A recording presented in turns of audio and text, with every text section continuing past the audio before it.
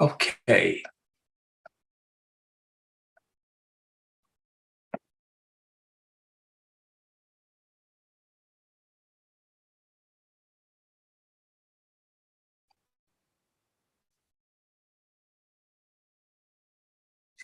All right. I see the chat is up, and the not the chat, but the Zoom is up. Let me move that to the smaller screen and bring my chat live so you guys can participate via the chat.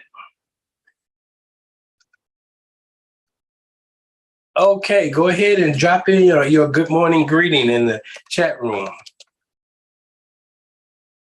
That's the way I know everybody can hear me clearly, or if you have any problems, type it in there. I'll wait for you guys to do that. So I make sure that go ahead and type in your morning salutation. That way I can know the chat is working this morning.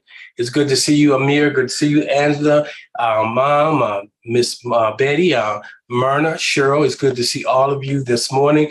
If it's coming across, if you have any problems hearing, type it in there so I'll know, and we will get started here. I'm going to start by sharing my screen. I'm going to share my PowerPoint this morning. Let me do that.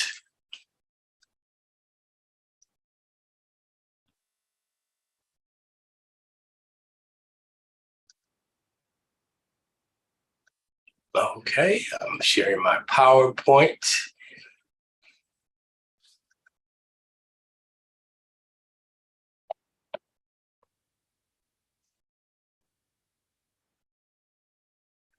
All right. Good.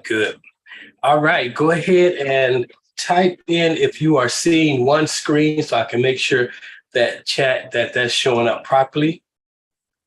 If you are only seeing the one screen and it's coming across clear, that way you can see my presentation this morning. I look and see here if somebody's making note here, making a note. So if you can see my screen, can somebody type that in the chat that you're seeing? Okay, excellent. Thank you, Cheryl, for doing that. I know it's kind of early. Some people have our time just waking up. So I'm glad that you guys are up and with me this morning. Welcome to this morning's edition of Serendipity Sunday, and we're going to start it right now. Well, I want to welcome each of you to Serendipity Sunday. I pray that things are going well with you as you rise into this day. I am Greg Stanton, also known as Asar, your facilitator for this time together each and every Sunday morning at 9 a.m. Central Standard Time. We want to get started this morning with a little housekeeping that you may maximize this experience. Again, welcome to Serendipity Sunday. I have four things. One, that you be present. That is, don't try to multitask while you're going through this. If you find yourself multitasking, the thing you're multitasking into is more important than the thing that we're presenting. So I would encourage you to be present to that so you can maximize it, and then circle back perhaps in the future, some future time, to pick this up. One of the things we have to learn to do is be present to the things that's present to us. This is a gift that's being offered. I want you to be open to expand. And so here at Oasis Spiritual Center for Divine Living, oftentimes I'm presenting concepts that are new. I'm presenting information that may cause a level of cognitive dissonance. We're going to talk about that today, but at least be open to expand. I'm not saying that you have to take it hook, line, and sinker, but you should take what you get that cause some level of uncomfortableness or cause you to say, and do your own research, to jump in and do a deeper dive. Also, I hope that you will, at some point in this day or upcoming days, you recapitulate. You go back over what we've gone through, and then you take it to application. That is the best way that you can maximize the time that you're with me and the things that I'm sharing with you.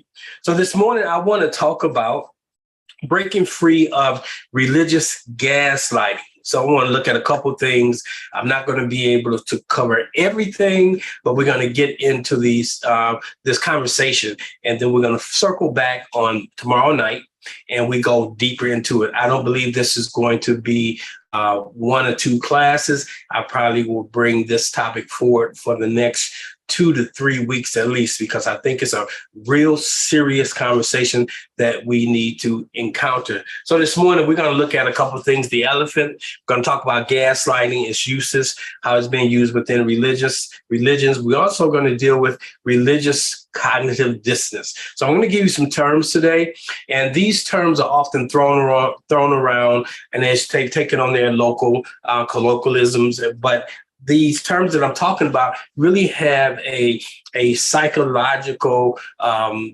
underpinning, meaning they are terms that are used in the community of mental health, used by psychologists, individuals who are working with people who are being impacted by these things. So it's good to see each of you this morning. I want to say hello to those of you who are on the YouTube channel. If you're on the YouTube channel this morning, make sure you hit that subscribe button.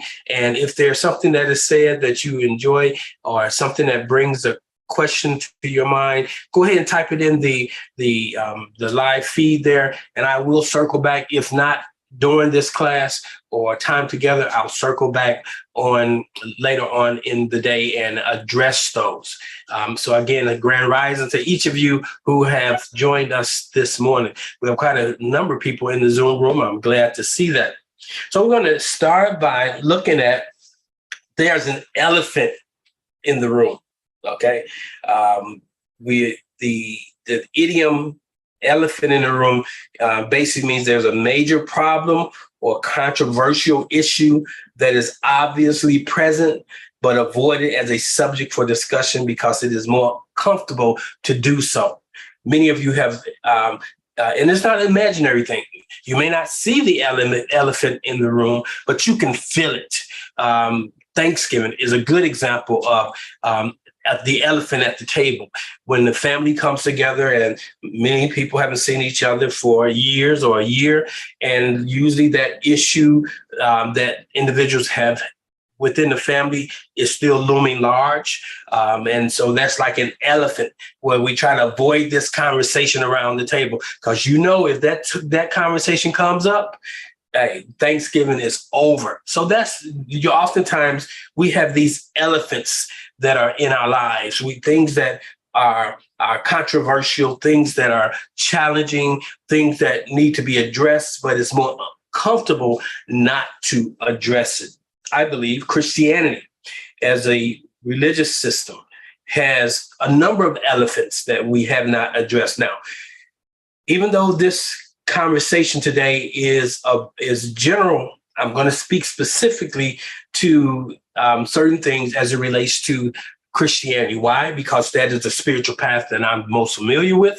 That is the spiritual path for most of the individuals that I engage on various levels are involved with.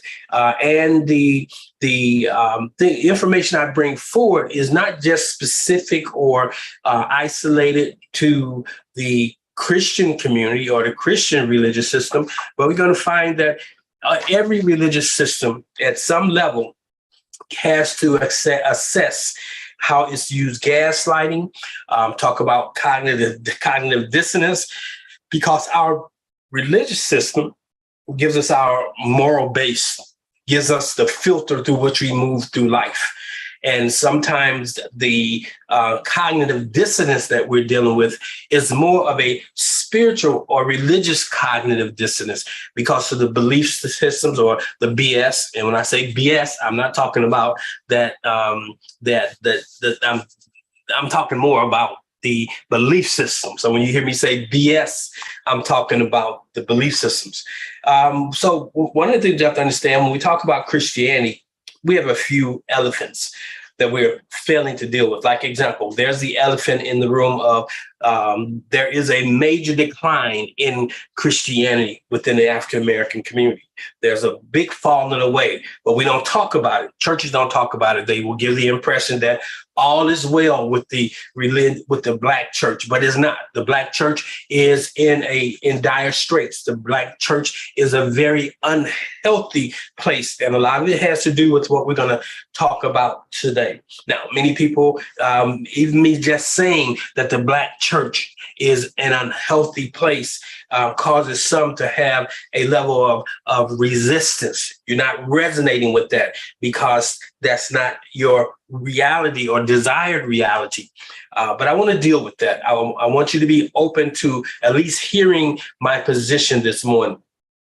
When we talk about Christianity, we have issues of relevance. Is Christianity relevance? One part of the reason why there's a falling away because of the relevancy, one, of people are living in tenets but not getting the outcomes. So people say, I'm not getting the outcomes, so I'll leave it alone. The relevancy from the perspective of it does not represent, for the most part, who many African Americans or people from Africa in the African diaspora, who we are. It does not represent, in many cases, our highest and greatest good, although we have acclimated, acculturated to it. But for the most part, some of what we're dealing with from the issues of mental health or even dissonance has to do with things not adding up.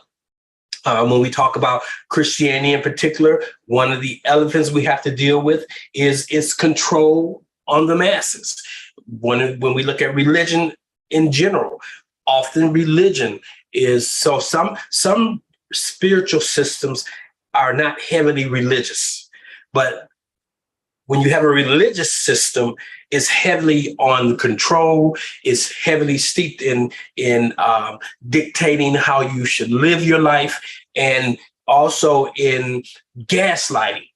The more staunch the religious views are, or the more controlling the religious denomination or group you're with, the more you will see what we call gaslighting. Just like every narcissist uses gaslighting. Everyone who uses gaslighting is not necessarily a narcissist. And sometimes people tend to confuse that term of narcissism. They confuse the term of gaslighting, misuse gaslighting. But I want to, over the next couple of weeks, help you understand a couple of terms. Gaslighting being one of them. I want you to understand cognitive dissonance. I want you to understand religious cognitive dissonance.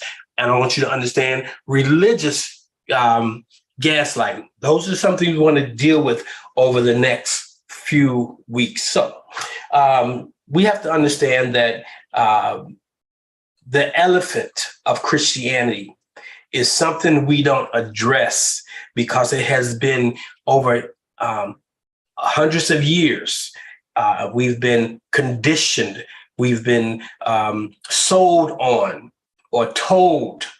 And as a result, we have integrated religious ideals into our very psyche. And so even when you find that it no longer serves you and you let it go, you still experience a level of religious cognitive dissonance. And we're going to go into that. So as you see the two people sitting there on the couch, there is an elephant in the room. It could be, sometimes the elephant is large in the room, but you can be up and close and personal. You don't see it, but you could feel it. It's not imaginary. It's a real, something that real is a reality that needs to be dealt with. So let's look at gaslighting and define it. We kind of touched on it a couple weeks ago. Gaslighting is a form of psychological abuse. And I red flagged psychological abuse. It's about messing with your psyche. Gaslighting is a form of psychological abuse in which a person or a group causes someone to question their own sanity, your memories, or your perception of reality. Gaslighting is when someone, an individual or a group, causes you to question your own sanity, your own memory, your ancestral past, or perception of reality. Now, gaslighters, if you see there, they confuse, intimidate, disempower people for the purpose of controlling people and promoting the abuser's interests. This definition is taken from Dr. Linda Hatch, and it aligns with the APA, the American Psychological Association's definition. So it's a real thing. It's not something that we've just made up. So I want us to get to the place where we can break free of religious gaslighting. And I'm seeing, even today, when I encounter people, I was like, man, why can't we just take that next step?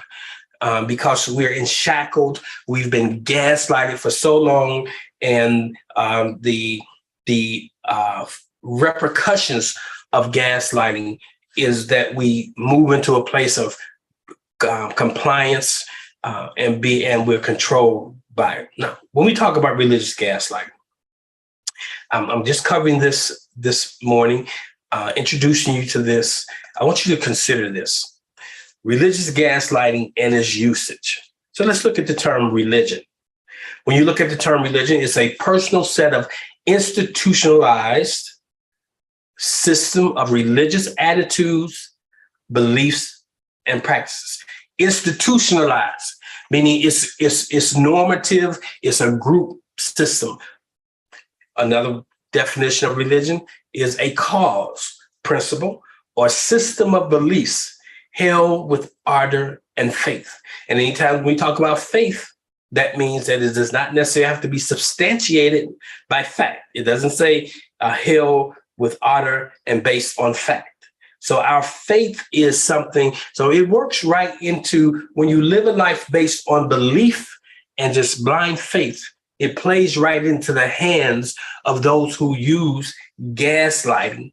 But when you are substantiating your life, your beliefs, your spiritual practices on facts, that's why I say I'm a spiritual scientist, because I believe that we should be able to weigh it out. We should be able to work it out. We should be able to come up with formulas that if you work, it works. If you work the formula, it works. Because I always say it works if you work it. The other one, the archaic definition, is scrupulous conformity. So religion in itself is all about conformity. Now, we live in a day and age where people are more leaning into spirituality because they don't like the conformity or the necessity to conform. And so we live in a day and age where everybody has their own way of doing things, or they've cast off the restraint of religion. And now it's kind of like the wild, wild west out here. People are creating their spiritual system, which is no problem. You should create your spiritual system, but to create it from a healthy place is not in a response to what you've been involved with. Now, that's interesting. There is a term called scrupulosity. Now, notice this: scrupulous conformity. Scrupulosity is a psychological disorder primarily that is characterized by pathological guilt or obsession associated with moral or religious issues that is often accompanied by compulsive moral or religious observance and is highly distressing and maladaptive. We can look at that when we look at cult behavior. If you ever had a family member that you believe were in a cult, you could say that they were dealing with a psychological disorder such as scrupulosity. Now, I want to expand the term cult to include any religion that is toxic in nature. So it's interesting that I found out that the term, when we look at this term of scrupulosity, it was first used by the Roman Catholic Church, which is interesting to me because when you follow the breadcrumbs back, if you are a Christian, you also are known as a Protestant. If you're not Roman Catholic, you are a Protestant. That means you protest the traditional Roman Catholic Church and its belief systems. You are a recipient of the act of this gentleman called Luther, and Luther revolted against the Roman Catholic Church. If you look back it was only 500 years, a little bit over 500 years ago that this happened, that Luther looked at the things that was being done inside of the Roman Catholic Church, and he identified them in essence as gaslighting. They were controlling the people with the primary modus operandi being that we need to get money from the people, so we'll do certain things. And so when you look at Luther's response, he created a revolution that evolved into what we call today the Protestant Church. And the Protestant Church, for those you don't know, is made up of any religious religious orientation that is Catholic in orientation, and it is being manifested in different ways. Like, you could be a Baptist, you're still a Protestant because you're birthed out of Roman Catholicism. You can be a Church of God in Christ. You can be a Church of God. You can be part of the Lutheran Church. You can be part of the Evangelical Church. You can be part of the Holiness churches. So all these different Protestant denominations all are children of Catholicism. So they didn't just leave Catholicism. What they did was say, this not working for me.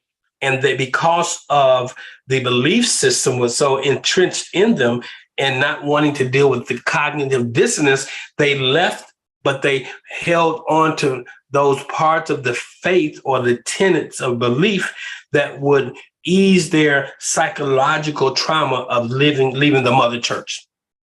So one of the things I want you to look at when you look at this particular slide is our belief system. Now, I find something interesting. When you look at America, America is primarily a Christian, religious-based, now I say this, Christian, religious-based country.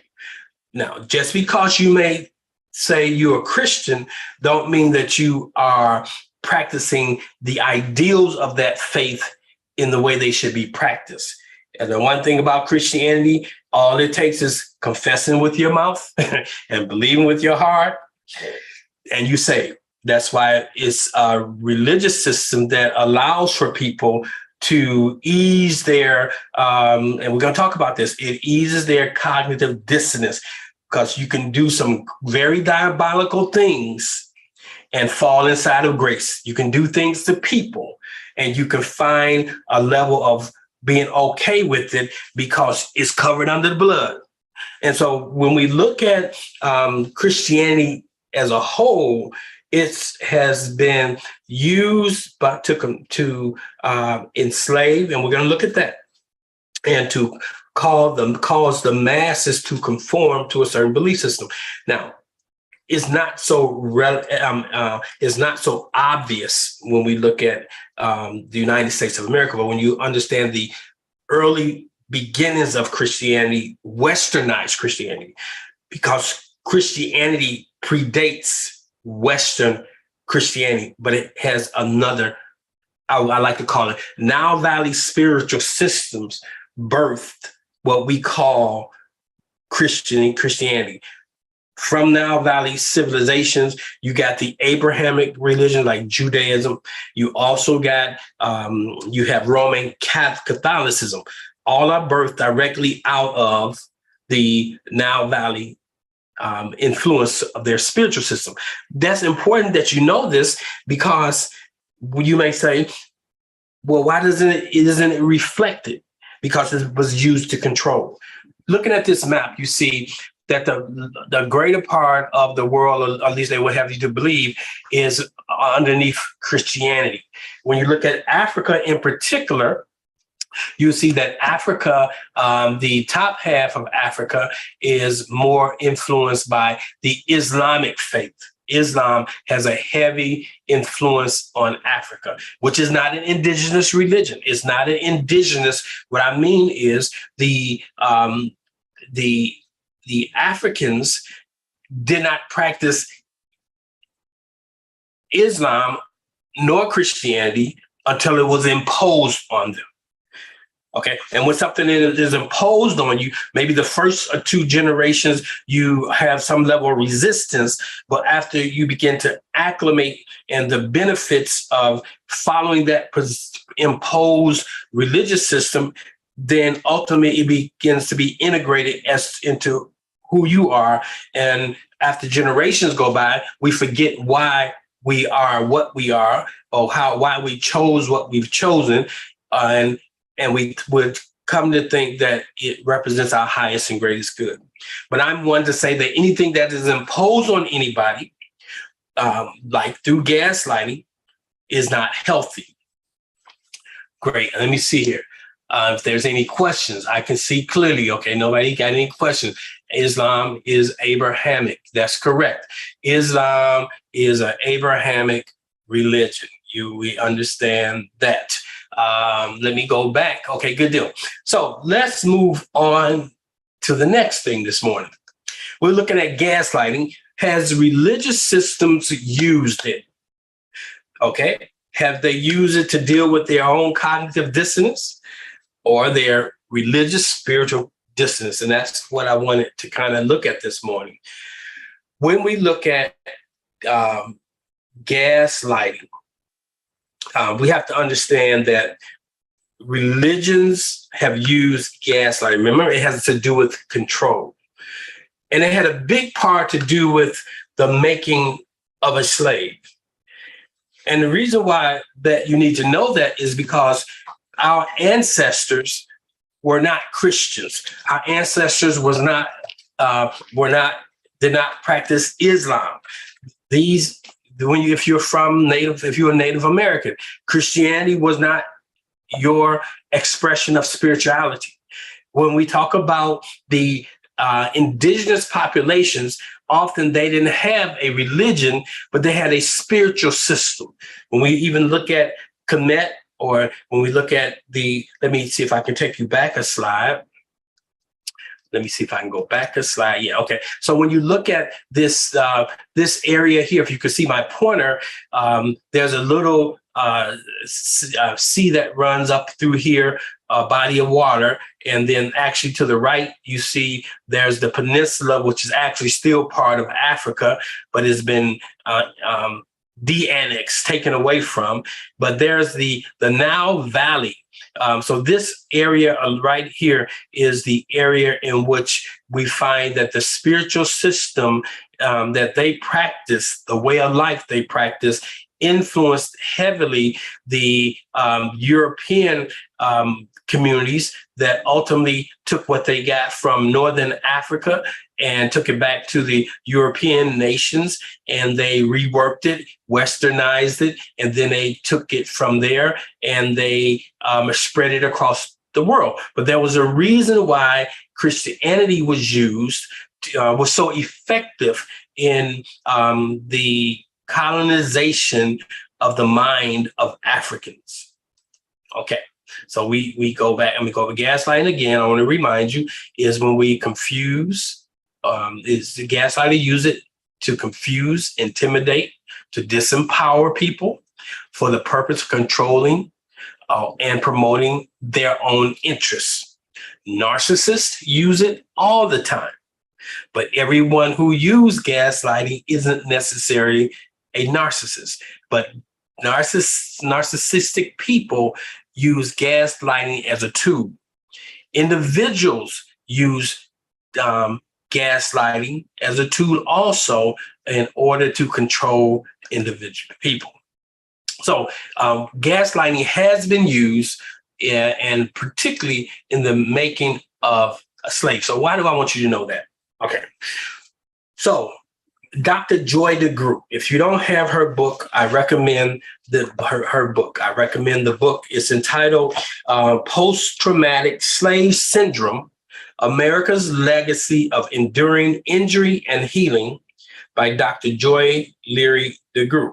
Now, I've had the distinct pleasure of meeting her, knowing her. I know her personally, and I have had conversation with her, and this theory that she's put forth in this book, not only a theory, but this work helps us understand how Christianity and other religions also were used to enslave people. And as a result of our having had this experience, we have post-traumatic slave syndrome. Now, many people don't want to identify with it because we are far removed from slavery.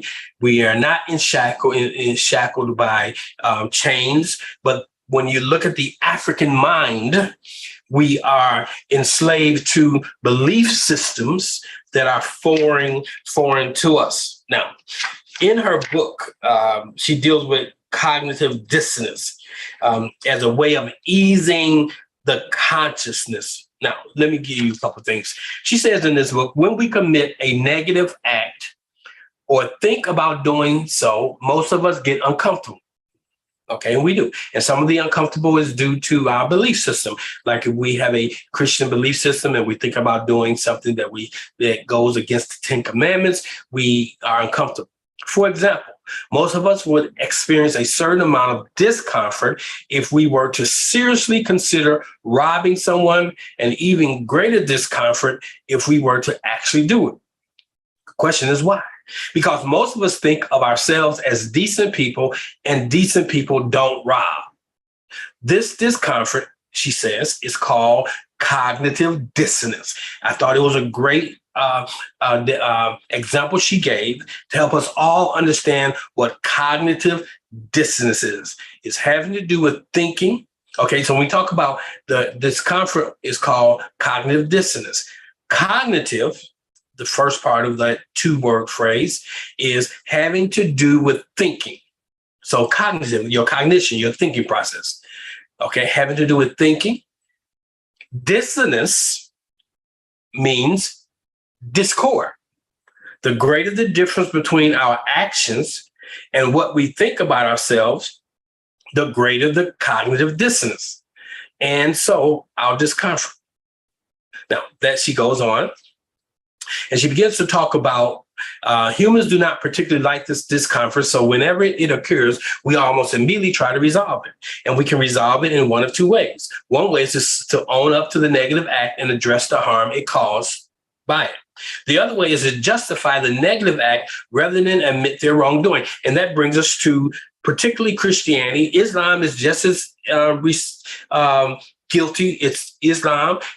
For 1,000 years, Islam committed acts of inhumanity on the African psyche, on the African physical bodies. And so I'm focusing on Christianity. So she says, so to resolve this internal conflict that the oppressor was having, they had to justify the negative act rather than admit any wrongdoing, like they deserved it, or is a typical justification. In the instance of particular egregious negative acts like wars of aggression, enslavement, and genocide, the perpetrators has to go so far as to demonize and in many cases dehumanize their victims. During the past 500 years, Europeans have spent significant resources to prove Africans and those of African descent are inferior. The difference between the actions of the Europeans, such as enslaving, raping, and killing, and their beliefs about themselves, they were Christians, we are good Christians, was so great, and the cognitive dissonance was so painful that they were obliged to go to great lengths in order to survive their own horrific behavior. Chattel slavery and genocide of the Native American population were so unchristian, the only way that they could make their actions acceptable and to resolve the dissonance was to regulate their victim to the level of subhuman. Madison's statement in this book early in the chapter served to demonstrate how far intelligent men will go in their efforts to rationalize their untenable positions. Europe's effort to justify slavery and the slave trade began in the 16th century, and America followed suit soon after. And so here's the point I'm making with that, sharing it with you. How can you believe that the belief system of the oppressor serves your highest and greatest good? So when we talk about cognitive dissonance, Dr. Joy DeGruy simply tells us when we commit a negative act or think about doing so, most of us are uncomfortable, and we call that cognitive dissonance. And we come up with a way, or either dealing directly with what we've done, making amends for it, addressing it, or if what we've done, we benefit so greatly from it and will continue to benefit from it, we come up ways with gaslighting in order to justify our behaviors. Africans were gaslighted to believe that they were less than human, that they would use scriptures, and I'm not going to spend this time to go into the scriptures that are used or have been used to get our people to be okay with being enslaved. That's sad. That's sad. So religious gaslighting, my question to you was it used? Religious gaslighting is also a form of psychological abuse, but it's using the religious tenets to shore up what they want as the outcome, in which a personal group, someone want to question your own sanity, to question your memories and your perception of reality. So this morning, I wanted to introduce you to this whole conversation that we're going to go deeper into on this Monday night. Recognizing religious gaslighting. And if you look at the image there, you will see that different faces are being reflected. And how we think is filtered through what we believe. And a major part of our belief systems are formulated around our religious beliefs. Now, we're in a day and age where people are doing their own thing. They will say quite adamantly that I'm more spiritual than religious. Yeah, okay. You're saying you're more spiritual than you are religious, but you still have religious underpinning. Your belief system is heavily influenced.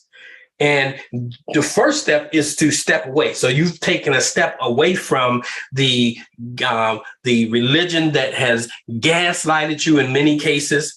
And we're going to talk about gaslighting. And gaslighting can be as simple as spiritual gaslighting or religious gaslighting is saying things to people like everything's going to be all right when they just lost their whole family. Ultimately, it will be all right, but you're using your religious beliefs to say that it's going to be all right. And that religious belief is maybe something you use to get through life, and it may work. But because ultimately we know everything will be all right, but at the same time, it causes shame on the person because the person is believing, or you're trying to lead them to believe that they shouldn't be experiencing their emotional state that they're in. So our emotional states also tell us that something's not right. When you're gaslighted and say that you need to ignore that, that's unhealthy.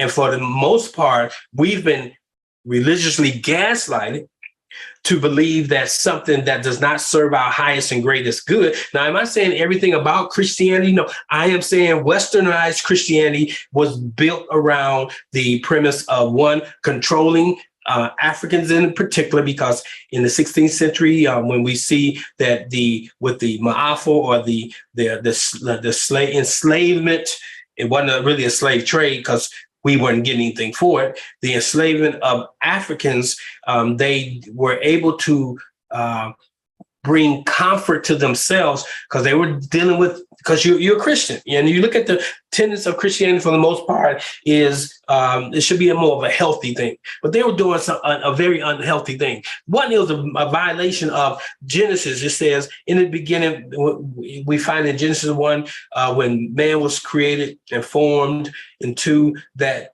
the whole purpose, man was given dominion over the fish of the sea, the fowl of the air. Man was given dominion over every creeping thing that creeped upon the face of the earth, according to the cosmology of Christianity. Man was never given dominion over another man. Never was man given dominion. Not even was the male to have dominion over the woman. And the woman was not to have dominion over the man. As divine spiritual beings, we were to have dominion over this earth realm. But with spiritual religious gaslighting, it makes you to come to believe that it's okay for you to have a slave. It's okay for you to be misogynistic. But none of those things are true. And so if we want to have a true spiritual system, a healthy spiritual system, we have to address where we come from.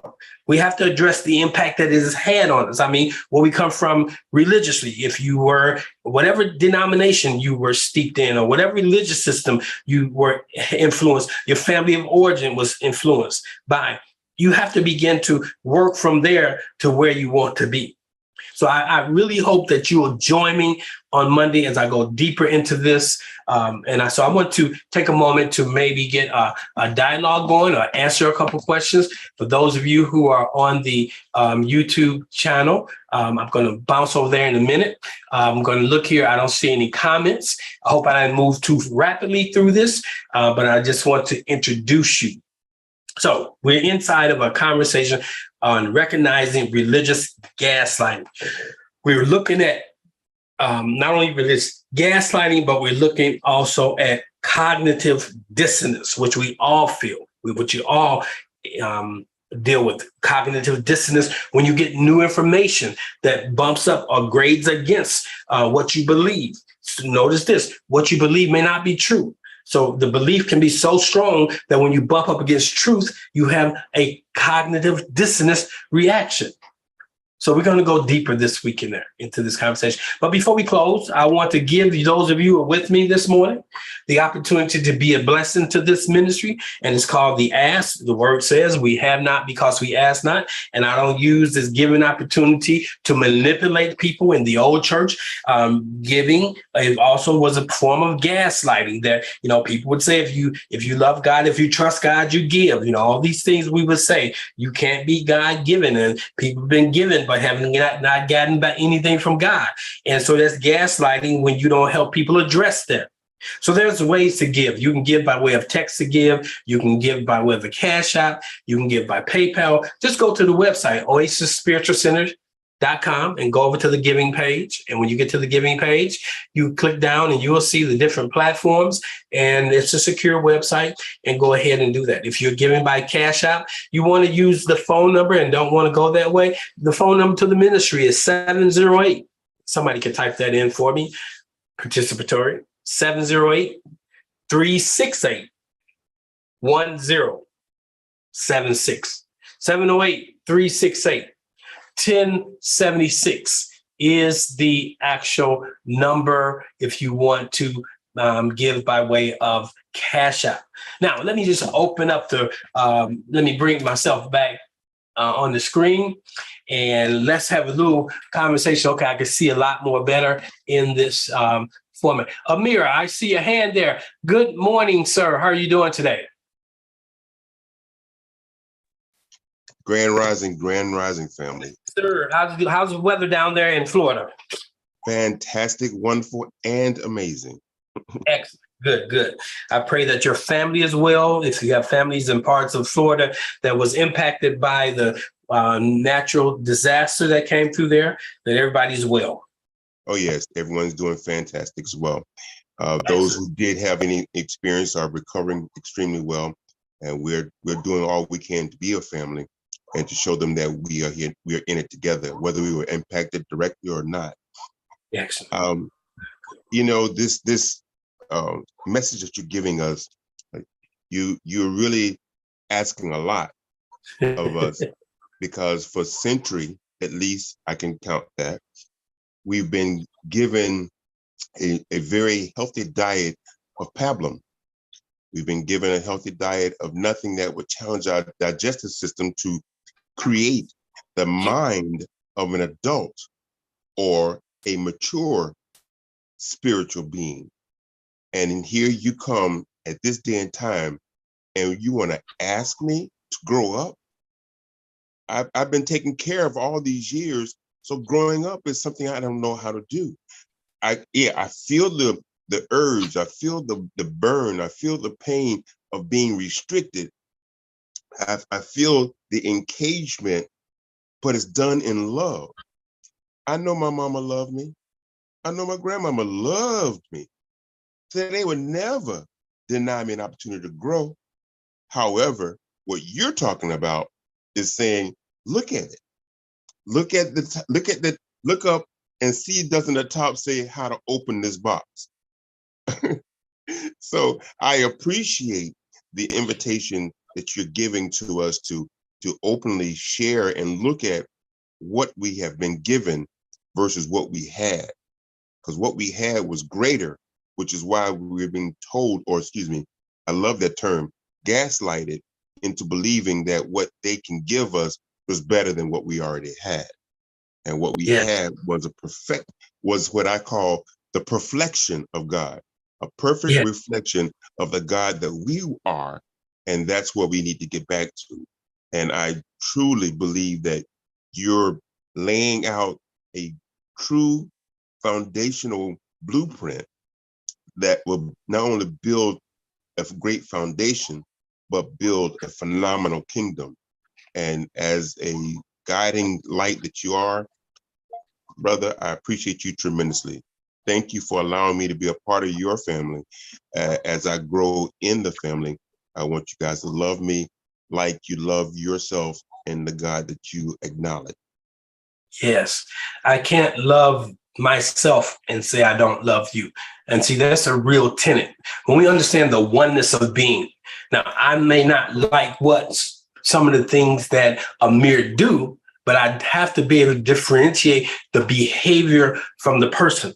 And if his behavior makes him who he is and is not representing my greatest and highest good, I have to love Amir from afar. And so we have to understand that even with certain people groups, historically, they don't mean us good.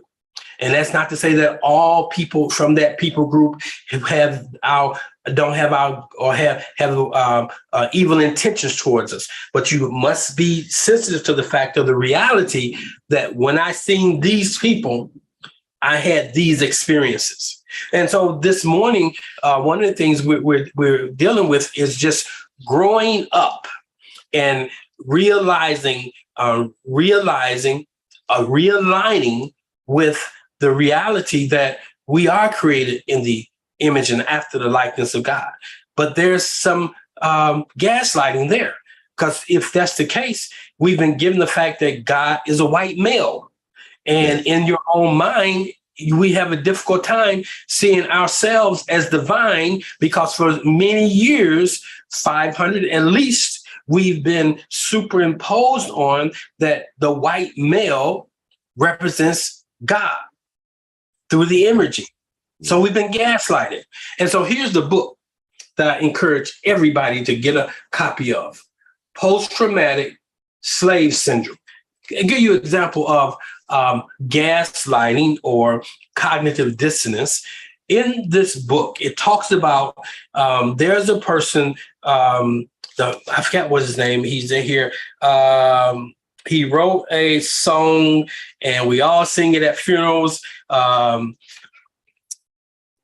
Amazing Grace, how sweet the song. Mm-hmm. I do not ever want to have that song played at anything I'm part of. Do not play that song. Do not play that song at my funeral. Even though people may say, well, he had a come to Jesus moment, but what he did was so atrocious.